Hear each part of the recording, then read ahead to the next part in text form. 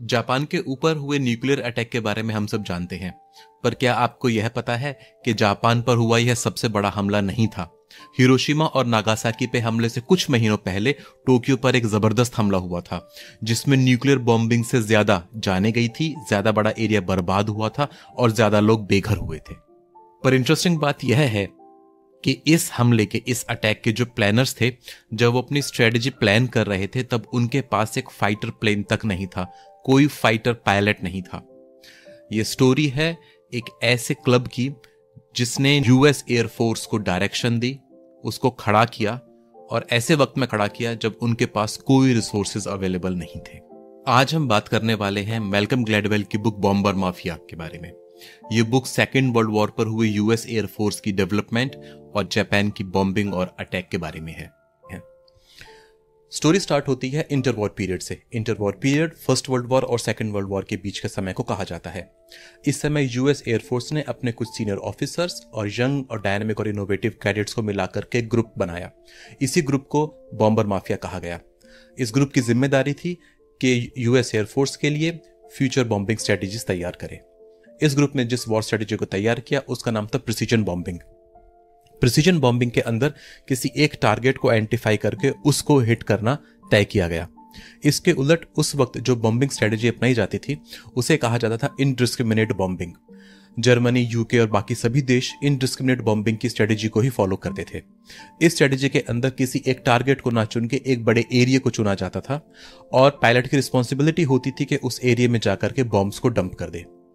यह war strategy कुछ खास इफेक्टिव नहीं थी, क्योंकि खासकर इसमें इंपैक्ट होने वाली जगह या तो जंगल होती थी या सिविलियंस। बॉम्बर माफिया का यह मानना था कि सिविलियंस को हिट करके हम युद्ध की डायरेक्शन को चेंज नहीं कर सकते हैं। अगर दुश्मन को कमजोर करना है, दुश्मन की वार मशीन मैन्युफैक्चरिंग को हिट किया जाए। बॉम्बर माफिया ने इस स्ट्रेटेजी को यूएस एयरफोर्स में पुश करने की कोशिश की, लेकिन वो ज्यादा सफल नहीं हुए। इसके बाद शुरू हुआ सेकेंड वर्ल्ड वॉर। 1941 में जापान ने यूएस के ऊपर पर्ल हार्बर में अटैक करके उनकी नेवी को पूरी तरह से बर्बाद कर दिया। इसका बदला लेने के लिए यूएस ने जापान के ऊपर 1942 में अटैक किया, जिसे ऑपरेशन डूलिटल के नाम से जाना जाता है।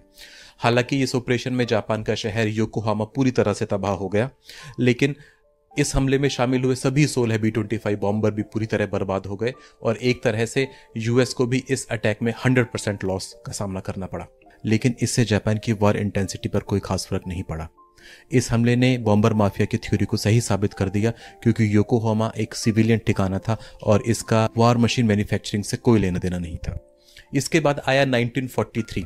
1943 में फेमस कासाब्लांका कॉन्फ्रेंस हुई। कासाब्लांका जो आज के मोरक्को में है, वहां पर US president Franklin D Roosevelt और यूके के प्राइम मिनिस्टर विंस्टन चर्चिल ने मुलाकात की।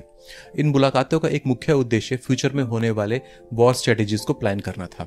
बाकी सभी मुद्दों पर लगभग एग्रीमेंट था, लेकिन एयर वॉर स्ट्रेटेजी को लेकर के दोनों देशों के बीच में थोड़ा सा डिसएग्रीमेंट था। आरएएफ, रॉयल एयरफोर्स, जो कि यूके की एयरफोर्स थी, उनका मानना था कि इनडिस्क्रिमिनेट बॉम्बिंग एक अच्छी स्ट्रेटेजी है और हमें इसी को फॉलो करना चाहिए, जबकि यूएस अपनी प्रिसीजन बॉम्बिंग को सेल करना चाहता था। आखिर में 1942 का ऑपरेशन डूलिटल का एग्जाम्पल देते हुए यूएस अपने आर्ग्यूमेंट को सेल करने में कामयाब हुआ। जापान को अटैक करना एक बहुत बड़ी प्रॉब्लम थी, क्योंकि जापान 3 हिस्से से समुद्र से घिरा हुआ था। जापान को अटैक करने के लिए यूएस ने बहुत सारी स्ट्रेटेजीज अपनाई, लेकिन वो किसी में भी सफल ना हुए। अंत में गुआम आइलैंड, जो कि पैसिफिक में है, वहां पर एक टेम्परेरी एयर स्ट्रिप बना करके एक एयरबेस बनाया गया और वहां से जापान पे हमला करने की प्लानिंग की गई। गुआम एयरबेस आज भी पैसिफिक में यूएस का बहुत स्ट्रेटेजिक लोकेशन है और यूएस का ईस्टर्न मोस्ट पॉइंट है। इसी एयरबेस से टोक्यो के ऊपर हमला किया गया। यह हमला 1945 की बिगिनिंग में था और इस हमले के अंदर 80,000 से 1,35,000 लोगों की जाने गई और लगभग 10 लाख लोग बेघर हुए। लेकिन इस हमले का सबसे बड़ा इम्पैक्ट जापान के इंडस्ट्रियल कॉम्प्लेक्सेस पर था। जहां बहुत सारे इंडस्ट्रियल कॉम्प्लेक्सेस बर्बाद हो गए, वहीं बचे हुए कॉम्प्लेक्सेस में काम करने के लिए वर्कफोर्स ही नहीं थी, क्योंकि ज्यादातर लोग या तो मारे जा चुके थे, घायल थे या बेघर हो चुके थे। इसकी वजह से जापान अपनी सभी फ्रंट लाइंस पर वीक पड़ गया। इसके कुछ महीनों बाद जापान के हिरोशिमा और नागासाकी पर बम गिराए गए। इस अटैक को अंजाम देने के लिए भी एयरप्लेन्स ने गुआम एयरबेस से ही उड़ान भरी थी। अंत में हालांकि पूरे सेकेंड वर्ल्ड वॉर में बॉम्बर माफिया की स्ट्रेटेजी बहुत सक्सेसफुली सेल नहीं हो पाई, लेकिन आज पूरी दुनिया प्रिसीजन बॉम्बिंग को ही फॉलो करती है।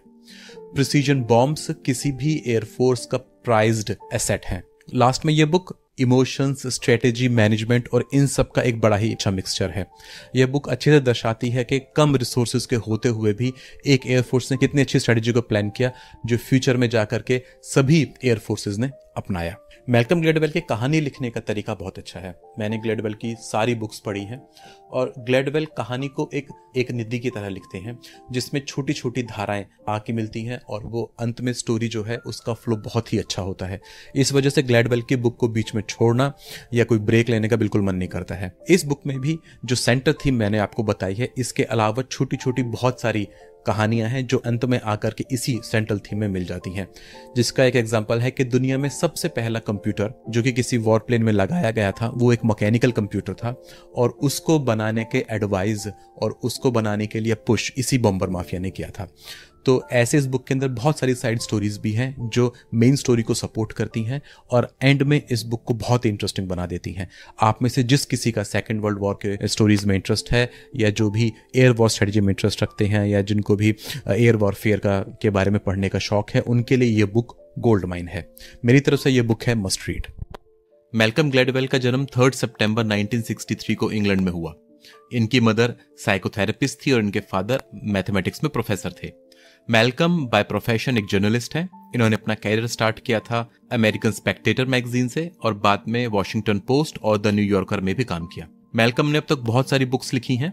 उनकी सबसे पहली बुक पब्लिश हुई थी द टिपिंग पॉइंट ईयर 2000 में, फिर blink 2005, outliers 2008, what the dog saw 2009, David and Goliath 2013, talking to strangers 2019 और the bomber mafia 2021। Malcolm Gladwell एक पॉडकास्ट भी चलाते हैं जिसका नाम है द रिविजनिस्ट हिस्ट्री और ये पॉडकास्ट 2016 से रेगुलर चल रहा है। मैल्कम ग्लैडवेल के बारे में और जानकारी लेने के लिए, उनकी बुक्स को खरीदने के लिए आप जा सकते हैं gladwellbooks.com पर। इसी के साथ बॉम्बर माफिया का बुक रिव्यू होता है खत्म। हमारे साथ बने रहने के लिए बहुत बहुत शुक्रिया। बहुत जल्दी मिलते हैं नए बुक रिव्यू के साथ।